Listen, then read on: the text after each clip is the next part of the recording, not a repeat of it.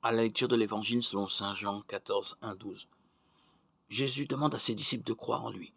Le propos peut sembler étrange, voire auto-centré.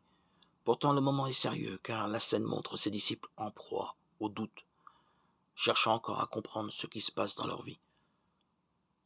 Peut-être ont-ils déjà peur de se retrouver seuls et de ne plus arriver à continuer. Jésus répond à leur inquiétude. En accord avec la tradition biblique, il les ramène aux paroles prononcées lors de moments passés ensemble. Les paroles que je vous dis, je ne les dis pas de moi-même. Le Père qui demeure en moi fait ses propres œuvres.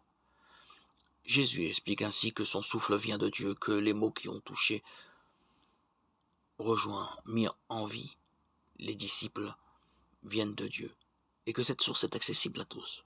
À la suite de Jésus, chacun peut incarner la parole au sein de son existence. C'est ainsi que Jésus peut dire qu'il est le chemin, la vérité et la vie. Se tourner vers la parole est la réponse au doute.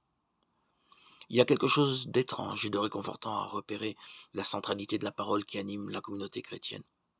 Étrange, car mettre la parole de Dieu au centre, ce n'est pas laisser un pouvoir ou une hiérarchie, un savoir ou un titre prendre le dessus.